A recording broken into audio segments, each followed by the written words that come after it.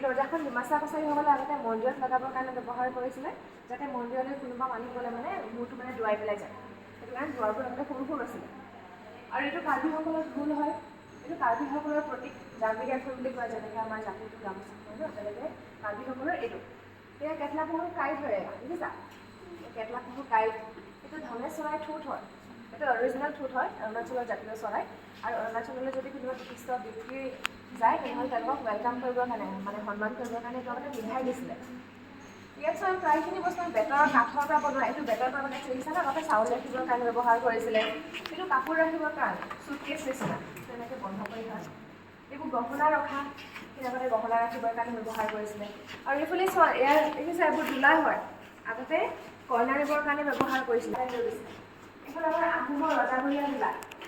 আহোমসকল যিহেতু ইউনান ব্ৰিটিছৰ পৰা আহিছিলে, চাইনাৰ এটা জেগা, চাইনাৰ যিহেতু এখন ভক্তিৰ দেশ হয়, তাৰ ড্ৰেগন এটা চিম্বল হয়। চাইনাটো অহাৰ কাৰণে আহোমসকলে ড্ৰেগন চিম্বল পেলাই ইয়াতে লগাই দিছে ওপৰত, দেখিছা? আৰু এইটো হৈছে কেইকেটাৰ নেজ, কেইকেটাৰ নেজটো লগাই দিছে। আৰু ইয়াৰ চোৱা, এইফালে আমাৰ আছে কিছুমান লেটা, এৰী লেটা আছে, ৰঙাই লেটা আছে, এইটো হৈছে মুগা লেটা।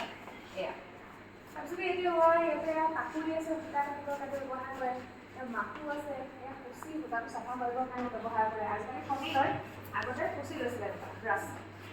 এইটো কাৰ্বিসকলৰ কাঠৰ কেটলি, এইটো তিৱাসকলৰ মন দাঙিলে কেটলি হয়। এইবোৰ আগৰ দিনৰ হাতা চোৱা, এয়া কিবা ডাঙৰ ডাঙৰ হাতা দেখিছা?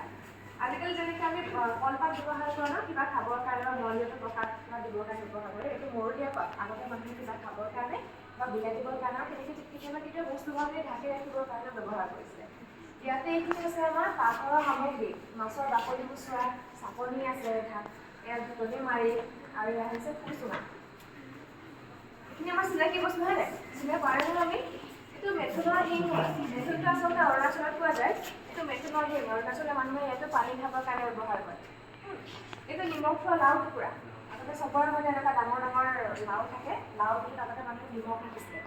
এইখন ধোৱা চাউল দেখিছা? মাছ শুকুৱাই জুইৰ ওপৰত ৰাখে, মাছ শুকোৱা।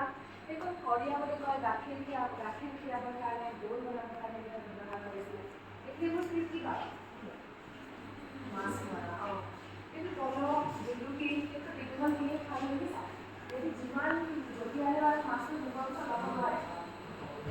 এইটো ডাঙৰ মাছ মাৰে, কাউৰী, পুঠি মাছ, কিবা জেগা জেগাত কেওৰা বুলি কয়, তেনেকৈ দেখিছা?